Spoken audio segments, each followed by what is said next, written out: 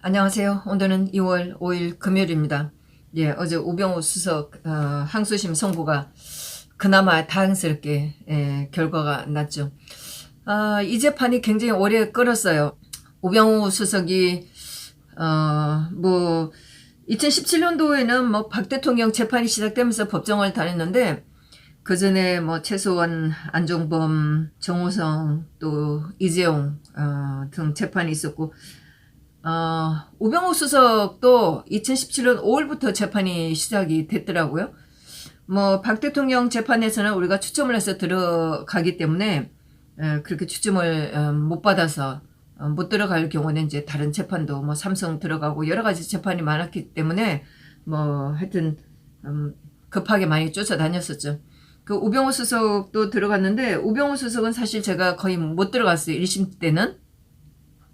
워낙 뭐 다른 중요한 재판들이 있었고 제가 들어가야 될 재판이 있었고 우병우 수석 재판에는 또 고정적으로 들어가는 분들이 몇 분 계셨어요. 그래서 제가 거기까지 가지 않아도 방청석을 지켜줄 분들이 있었기 때문에 뭐 저는 그 당시 뭐 블랙리스트다 블랙리스트, 화이트리스트 이재용 부회장 재판 등등 엄청 많았었죠.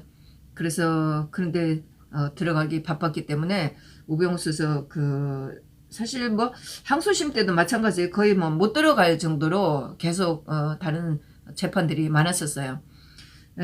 그랬는데 처음에 우병우 수석이 기소된 건이 국회에서 정은, 감정 등에 관한 법률 위반 등 이렇게 하는데 사실은 내용은 박 대통령 재판하고 거의 굉장히 유사한 그런 거였고 청와대에서 했던 모든 일을 범죄로 해서 뭐 직권남용 이런 식으로 했던 것 같았어요. 몇 번 재판에 들어가도 뭐 박 대통령 재판도 마찬가지지만 무슨 내용인지도 모르고 뭐 헐레벌떡 드는 상황이었는데 주 내용은 최서원 씨하고 박 대통령의 국정농단이라고 하는 이 사건을 은폐, 축소했다는 혐의예요.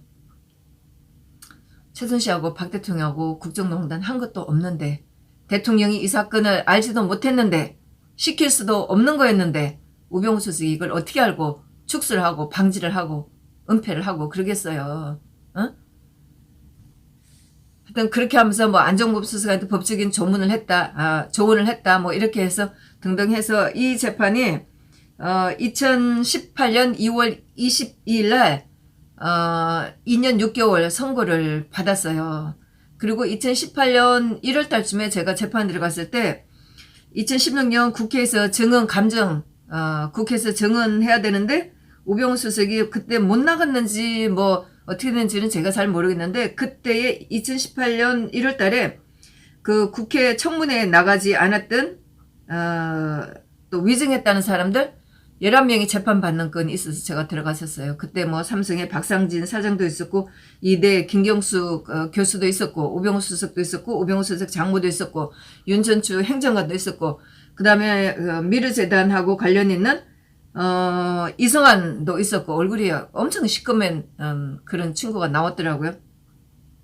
그랬는데 이 재판을 제가 지금 또 기억이 또 삼삼하네요. 그러다가 다 각자 자기 재판으로 가서 이 사건이 분리가 됐고 이 사건 국회에서 정은 감정 뭐 이 건이 우병우 수석 이 국정농단을 은폐 축소했다는 이 재판으로 가서 같이 재판받게 된 그런 거였는데 어제 선고에서는 물론 뭐 이거는 1심에서도 무죄가 난 걸로 제가 기억을 하고 있는데 어제 항소심에서도 이거는 뭐 무죄가 난 건이에요.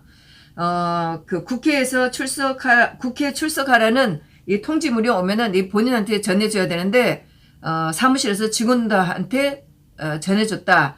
적법하지 않은 방법으로 전해줬다. 그래서 이거는, 무죄가 된 거였고, 하여튼 뭐, 그 박 대통령하고 관련된 국정농단, 이거는 박 대통령이 일을, 시키지도 않았었고, 우병우 수석이 그것을 알아서 할 위치에 있지 않다. 이렇게 해서 무죄가 났는데, 뭐 실체도 없는 사건을 뭐 어떻게 알겠어요. 박 대통령이 뭐를 시키고 하겠어요. 하여튼 뭐 결과적으로는 좋았지만은 판사가 뭐 이 판사뿐만 아니에요. 이 판사가 함상훈이라는 판사 그리고 좌파 여자 김민기 하태한 이 판사인데 김경수가 1심에서 2년을 받고 법정 구속이 됐잖아요. 그러니까 좌파들이 난리가 났었죠. 그래서 항소심에서 법관이 이 함상훈, 김민기 좌파를 심어놨어요. 함상훈 판사는 아닌데 김민기는 뭐 아주 유명한 뭐 다 알려졌었죠. 그래서 하태한 또 판사하고 이 세 사람으로 항소심이 바뀌었는데 이 사람들이 이 판사들이 우병우 수석 재판도 하게 됐었어요. 항소심에서는. 그렇게 이제 그 국회에서 정은 감정 등에 관한 법률 위반, 그 뭐 국정농단 은폐 축소 이 건에 대해서 이게 2018년 2월 20일 날 선고가 났다가 2018년 5월 달부터 5월 17일 이때부터 다시 뭐 재판 준비 기일 되면서 다시 항소심이 시작이 됐는데 2018년 또 갑자기 우병우 수석에 대한 직권남용 또 건이 생겼어요. 하여튼 이 건이 왜 이렇게 생겼는지 모르는데 하여튼 뭐 두리뭉실하게 또 새로운 재판이 생겨갖고 이 건이 또 재판이 시작이 됐었어요. 그래서 우병우 수석이 두 재판을 왔다 갔다 했었죠. 2018년도에 하나는 그 뭐 국정농단이라고 하는 거 은폐 축소 이 법원 사이트에 들어가 보면은 제목은 국회에서 정은 감정 등에 관한 법률 위반. 차마 청와대에 있을 때 뭐 국정농단을 뭐 방조했다든가 은폐 축소했다든가 이런 제목으로는 차마 검사들이 제목을 걸고 싶지 않았나 보죠. 국회에서 정은 감정 등에 관한 법률 위반. 이래갖고 이걸 2년 6개월을 때려요. 하여튼 이런 재판을 하고 또 직권남용이라고 하는 재판하고 이때는 국정원에 추명호 국익정보국장하고 같이 기소가 돼갖고 같이 재판을 받았었어요. 1심에서는. 그러다가 이 재판이 2018년 12월 7일 날 선고가 되고 추명호 국장하고는 항소심에서 이렇게 분리가 되게 됐었어요. 그래서 이 재판에서 또 직권남용했다고 하면서 주 내용은 또 사찰이라는 거예요. 사찰이라는 것도 이것도 또 박 대통령 재판하고 굉장히 유사한 건이에요. 뭐 문체부 직원 관련 이런 건, 또 문화예술진흥위원회 또 뭐 사찰했다는 거, 또 교육부 직원들 또 사찰했다는 거, 뭐 인사했다는 거, 그 다음에 또 과학위원회 여기에 또 사찰하고 했다는 거. 이거 블랙리스트 건인데 저는 뭐 잠깐 뭐 이거 제가 그렇게 매번 들어간 건 아니지만은 이 재판을 보면서 아니 또 여기에 어떻게 우병우 수석을 또 블랙리스트를 엮나, 굉장히 미흡한, 하여튼 이렇게 뭐 박 대통령하고 관련된 이런 거를 하여튼 엮으려고 엄청 노력했던 그런 건이었는데 전부 다 무죄가 났어요. 항소심에서 무죄가 났는데, 물론 1심에서도 이런 건은 거의 다 무죄가 난 건이었는데, 어제 이제 재판에서 항소심에서는 박 대통령의 그 최순 씨하고 박 대통령과 국정농단 이 건은 전부 다 무죄가 났어요. 2년 6개월 1심에서 났던 거 다 무죄가 났는데, 판사가 얘기하면서 뭐 K스포츠 클럽이라고 얘기하는데 이걸 뭘 얘기하는지 모르겠어요. 우리가 알고 있기는 K스포츠 재단, 또 고영태가 만든 더 블루K 이렇게 하는데 K스포츠 클럽이라고 하면 어떤 거를 말하는지 모르겠는데 뭐 제대로 알고 말하는 건지 뭔지는 모르겠어요. 뭐 이 판사뿐만 아니고 대체로 뭐 이 박 대통령 관련된 재판에 들어가 보면 나오는 게 전부 다 국정농단이라는 것이 사실로 인정하고 자기네 되지도 않는 판결문에 쓴다든가 인정하고 말을 한다든가 이렇게 하고 있으니까 뭐 이 판사도 그 정도밖에 안 되겠죠. 재판이 끝나고 나서 제가 조금 망설였어요. 사실 어제 그 항소심 재판에서 판사가 뭐 직권남용 건에 대해서는 판단을 잘했다는 느낌을 여러 번 받았어요. 그래서 막 박수가 나오지 않을까, 참 잘한다, 뭐 끝나고 나서 참 고맙다 이런 얘기도 할까 막 이런 생각이 막 들었는데, 재판이 끝나고 나서 뭐 저도 어리버리 이제 망설이고 있다가 나중에 판사가 나가기 전에 판사님 스포츠는 최순실이 만든 것이 아니다. 판사들이 세월을 두고 살펴봐야 하지만 이거는 잘못된 거다. 박 대통령 재판은 잘못된 거다. 이렇게 소리를 했는데 좀 제가 딱 확 내질러야 될 그런 말로는 좀 못했어요. 박 대통령 재판에 국정농단은 없는 거다. 이제 판사님이시니까 이 재판을 좀 다시 살펴봐달라. 실체도 없는 재판에 우병우 수석이 관여할 수도 없는 재판이다. 뭐 이렇게 좀 더 좀 똑부러지게 했으면 좋았는데 제대로 잘 못했었어요. 생각을 제대로 못했고 중간에 이제 뭐 판결문을 들으면서 생각은 많이 났지만은 그 순간에 확 내질러가 이렇게는 잘 못했었어요. 좀 후회가 많이 되죠. 거의 이제 마지막 재판이고 소리 지를 일도 없는데 그렇게 됐습니다. 그래서 전체적으로 재판 내용은 좀 괜찮았던 것 같고 판사도 그랬어요. 판결문이 한 20페이지 되는데 굉장히 간결하고 자세하게 썼다 이렇게 얘기를 했어요. 이 판사가 보통 이제 보면은 검사가 항소한 내용이 뭐냐 그리고 또 항소심이니까 1심에서 어떻게 났다. 그래서 본 재판에서는 이 건이 무죄고 유죄고 이렇게 하고 그 다음에 이 건을 쭉 합쳐갖고 양형으로 뭐 결론 이제 재판 내리는 거죠. 이렇게 해서 이렇게 몇 년을 때린다. 이렇게 정리를 쫙 해줘요.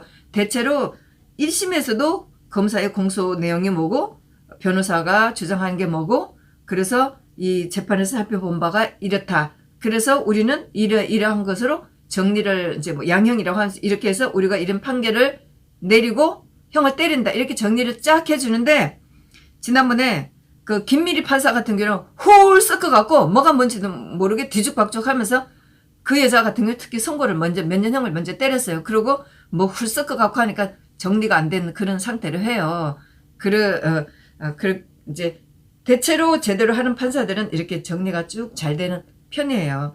그래서 어제 이 항소심은 그런 대로 뭐 끝났는데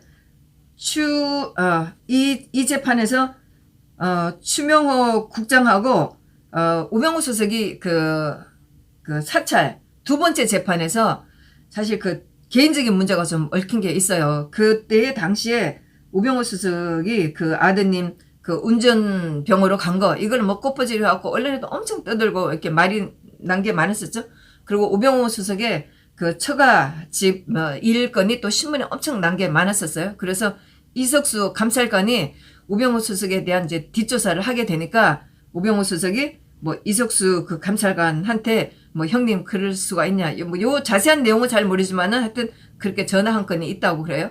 그래서 이제 두 사람이 좀 감정적인 뭐 이런 게 있었던 것 같아요. 그래서 또 우병우 수석은 추명호 국정원 국익정보국장에게 또 이석수 감찰관에 대한 조사를 뭐 하라고 한 혐의. 그랬는데 이것이 어제 항소심에서는 우병우 수석의 개인적인 이익을 위해서 한 것이다.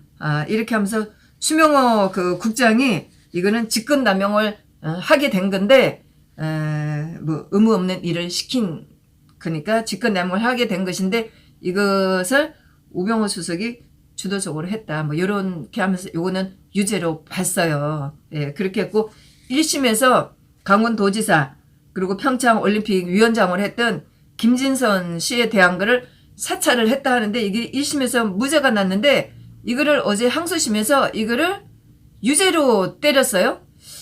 이것이 저는 뭐 재판을 이제 봤을 때도 사실 이제 국정원에서 한국에 뭐 아무리 뭐 사찰이니 뭐니 뒷조사니 뭐라고 해도 한국의 중요한 인물들에 대해서는 국정원에서 어떤 뭐 사찰이라고 할 수도 있고 뭐라고 할 수도 있지만 어떤 이런 중요한 인물들에 대해서는 이 보고를 한다든가 이 사람들은 동향은 파악하고 있다고 생각을 하고 저는 뭐 지극히 당연한 일이라고 생각을 했어요.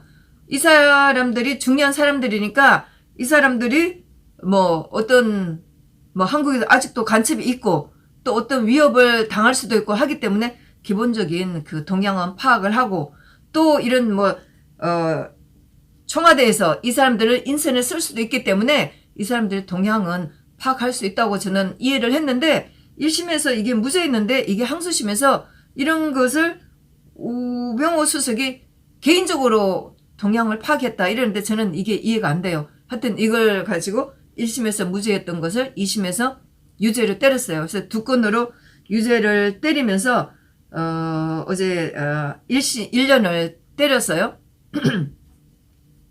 뭐 저 기본적인 생각에는 직권남용, 권리행사 방해 이거는 때릴 수 없다고 저는 여러 번 생각을 했었고, 제가 대법원장 또 대법관들 등 판사들 재판에 들어가면서 전부 다 그게 직권남용으로 걸려있는데, 직권남용 권리행사로 걸려있는데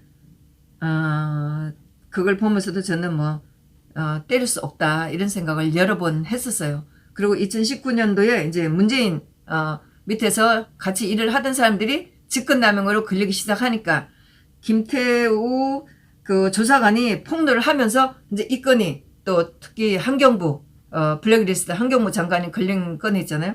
이렇게 해서 문재인 밑에서 일하던 인간들이 직권남용 권리행사 방해로 걸리기 시작하니까 이거는 못 때린다 이런 생각을 제가 여러 번 했었는데, 어제도 다행스럽게 직권남용 권리행사 방해 이 건은 뭐 거의 다 무죄가 되면서 또 어제 그 추명호 국정원 국장하고 우병우 수석은 좀 엮어서 요거는 유죄로 때렸고, 또 김진선 씨에 대한 것도 좀 때렸는데, 뭐 다분히 우병우 수석을 끌고 들어간 것은 박 대통령을 저렇게 엮었기 때문에 뭐 청와대에 있었던 당연히 우병우 수석을 엮었다고 생각해요. 그래서 차마 무죄를 때릴 수는 없고 그냥 이 정도로 때리지 않았나 이런 생각을 했어요. 그러나 어쨌든 이런 상황에서 판사가 이 정도로 선고를 때려준 거에 대해서 또 뭐 특히 그 재판 내용에 대해서는 판결 내용에 대해서는 판사가 좀 잘 판단했다 이런 느낌을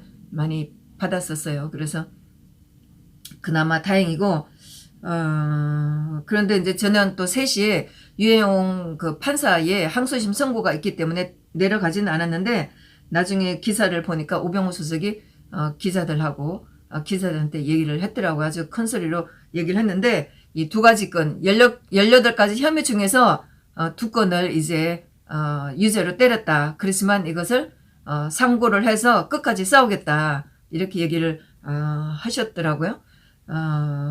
우병우 수석이 끝까지 상고를 해서 이 2가지 건도 전부 다 무죄를, 이 2가지 건은 뭐 박 대통령하고 관련이 있는 건이 아니기 때문에 사실 뭐 우리로서는 참 고맙고, 또 우병우 수석이 이거 가지고 끝까지 싸워서 무죄를 받는다면 우리로서는 정말 바랄 나위 없는 그런 건이죠. 박 대통령하고 완전히 이제 관련이 없는 이런 사건에서도 무죄를 받는다면 정말 우리가 힘을 낼 수 있는 그런 거였었죠. 예.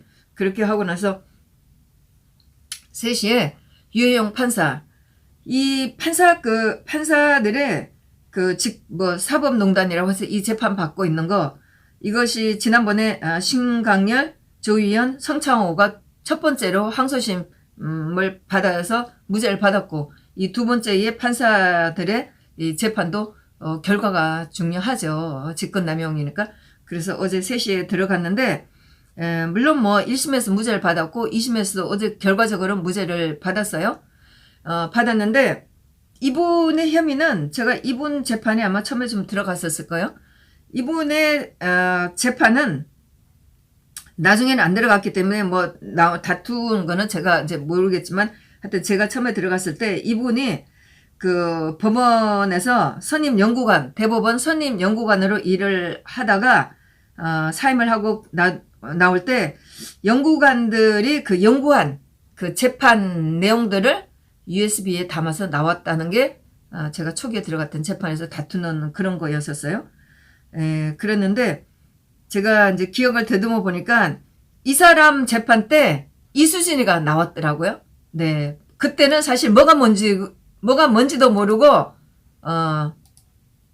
그때는 뭐가 뭔지도 모르고 봤었어요.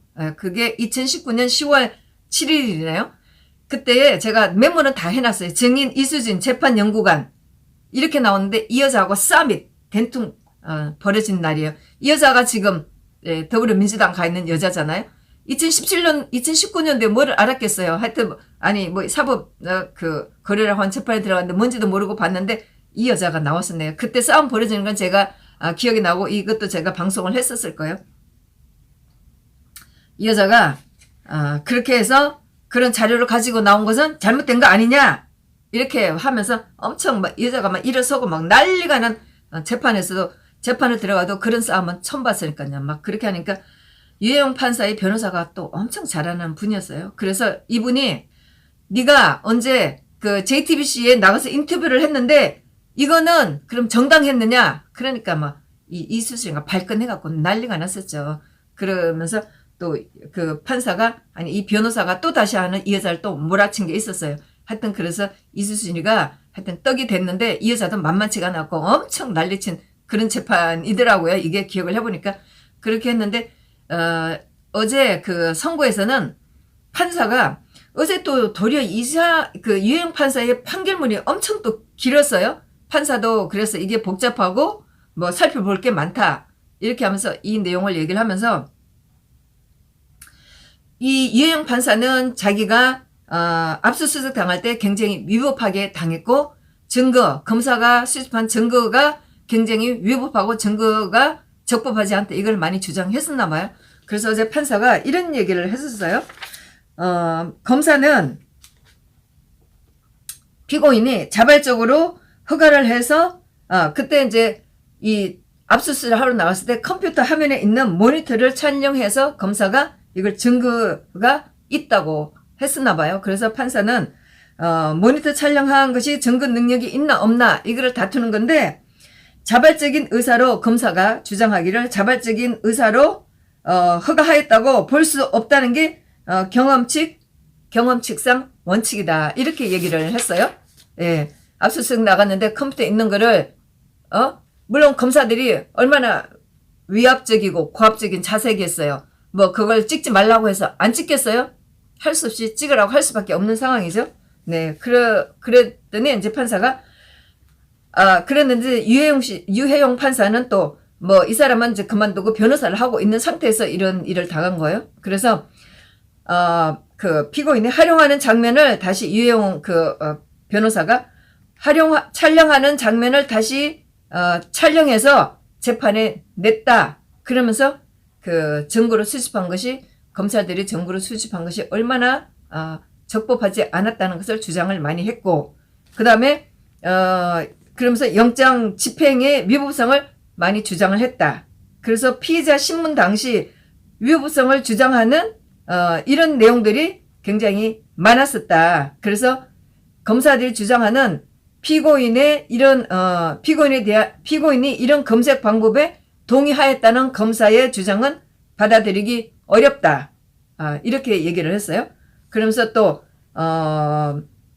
피고인의 공무상 비밀 누설과 관련 없는 것을 촬영을 하고 증거로 제출했다. 검사들이. 그러면서 그런 것이 절차의 위법 행위가 위중하다. 이렇게 했어요. 검사들을 완전히 떡으로 만들어 버린 거죠. 그러면서 모니터 화면 찍은 거 그거 증거 능력 없다. 그러면서 나머지 검찰의 주장은 받아들일 수 없다. 이렇게 얘기를 했어요. 그리고 내용을 굉장히 길게 많이 읽었는데 제가 그 선고문을 읽으면서 판결문을 들으면서 저 내용 그 판결문을 좀 받아서 얼마나 이 사법 거래라고 하는 또 직권남용이라는 이런 것들이 얼마나 엉터리인가 이런 거를 제가 좀 알리고 싶다는 생각이 들었는데 뭐 유해용 판사가 판결문을 주질 않겠죠. 제가 뭐 누군지 알고 주겠어요. 근데 앞서서 하여튼 이 내용은 참 판사가 판결을 내용을 참 잘 살폈다. 이런 느낌을 많이 받았고, 나중에서는 뭐 판결물도 빨랐고, 나중에서는 더 이상 받아 적을 수도 없고, 그냥 대충 듣는 걸로 그렇게 끝났어요. 그래서 판사가, 검사들이 주장한 이런 내용들이 굉장히, 받아들일 수 없다. 뭐 이런 내용으로 판결을 했어요. 신광열, 성창호, 조희연 판사 때는 간편 냈어요.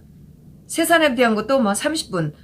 그 건은 사실, 그 건이, 그런가요? 그거는, 그 건이 아마 네이처 리퍼블릭, 그 사장에 대한 얘기였는데 도리어 뭐 내용이 간단했는지 모르지만은 어제 유해영 판사 건은 저는 그렇게 복잡하다고 보지 않았는데 어제 판사는 뭐 내용이 복잡하고 이렇게 하면서 굉장히 판결문이 좀 길었었어요.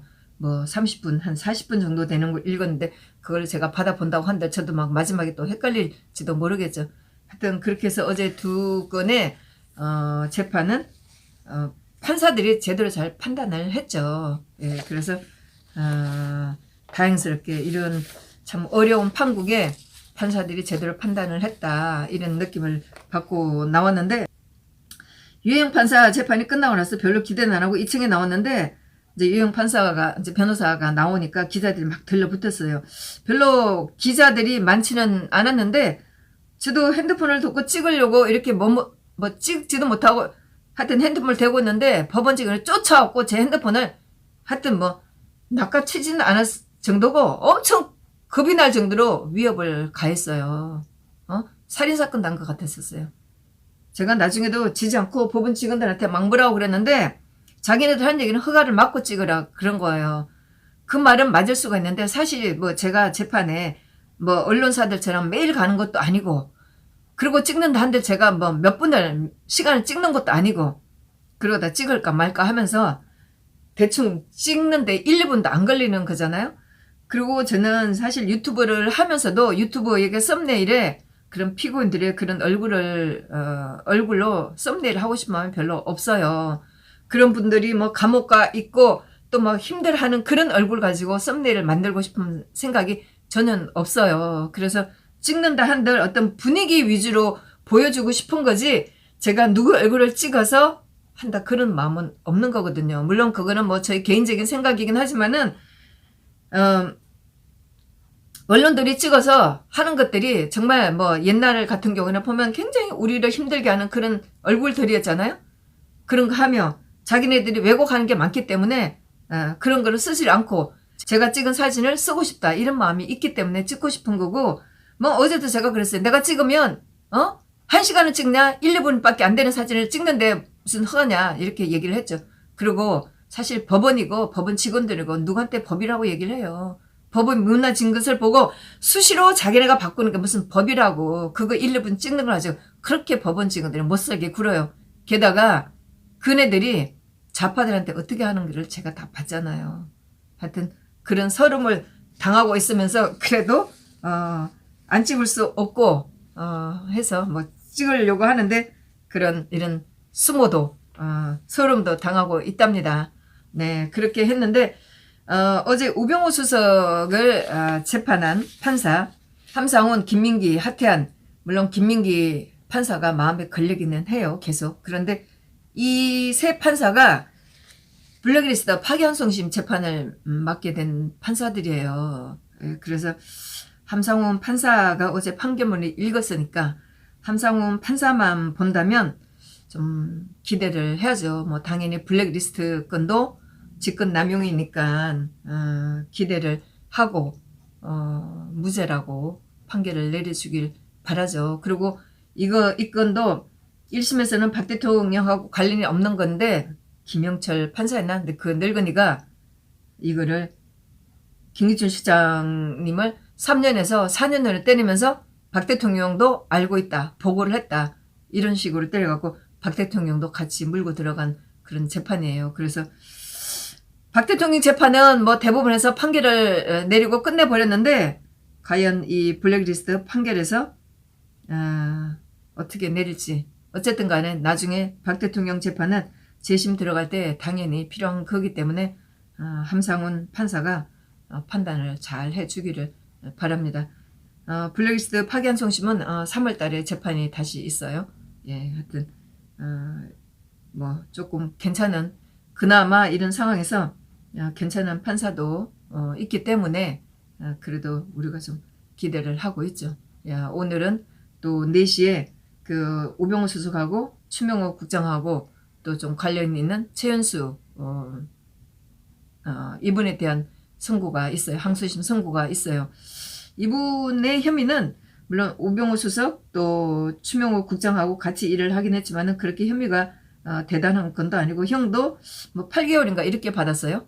그래서 항소심에서 어떻게 내릴지 이것도 좀 참고로 볼 필요가 있어요. 그래서 이것도 준비해서 나가서 보도록 하겠습니다. 네, 감사합니다.